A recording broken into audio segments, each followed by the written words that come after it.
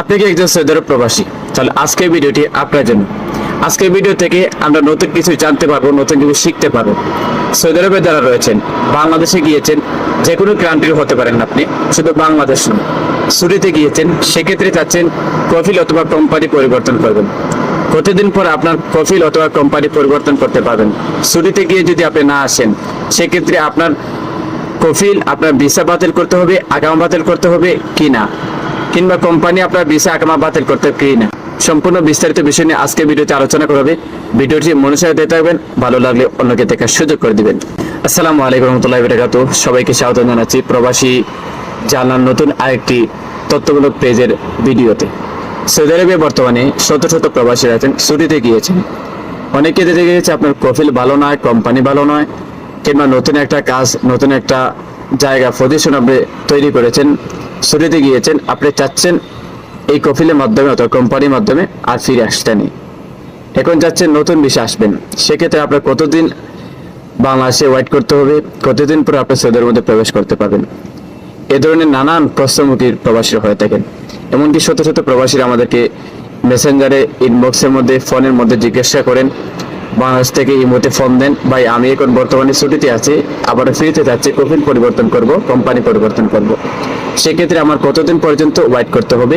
এখন কি আমি নতুন বিষয় নিয়ে আসতে পারবো? সেক্ষেত্রে কি আমার কোনো জটিলতা সৃষ্টি হবে? এবার প্রশ্ন আসুন, যদি আপনি ছুটিতে গিয়েছেন, সেক্ষেত্রে দেখা গিয়েছে আপনি আবারও ফিরছেন না।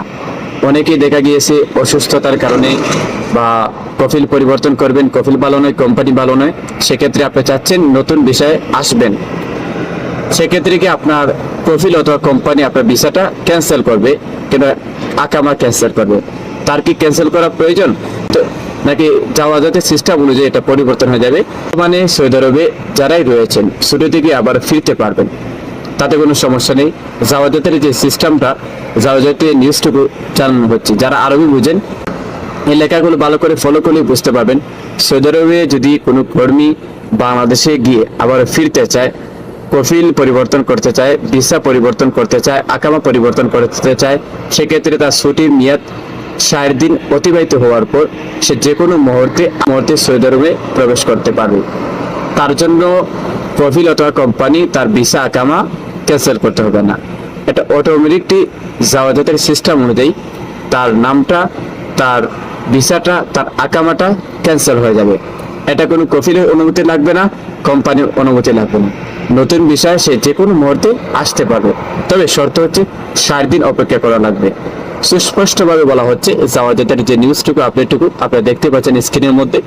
কোনো কর্মী যদি বাংলাদেশে ফিরতে চায়, আবার নতুন ভিসা সৌদি আরবে আসতে চায় ছুটি থেকে, তাহলে তার 60 দিন অপেক্ষা করতে হবে ভিসা আকামা মেয়াদ অতিবাহিত হওয়ার পর।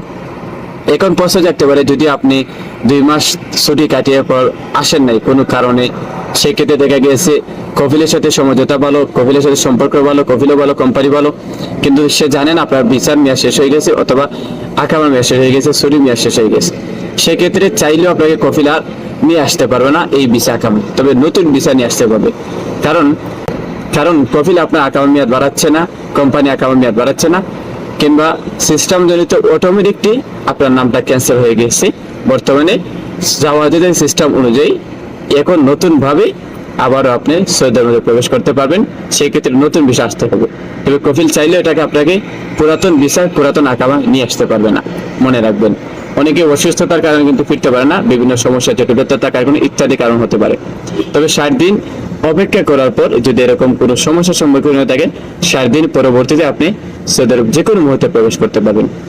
আজকে ভিডিওটি সর্বত্র শেয়ার দেবেন, যেন প্রত্যেকটা বাংলাদেশ নাগরিকের ক্ষেত্রে এই ভিডিওটা পৌঁছে যায় এবং প্রত্যেকটা বাংলাদেশ নাগরিক যেন জানতে পারে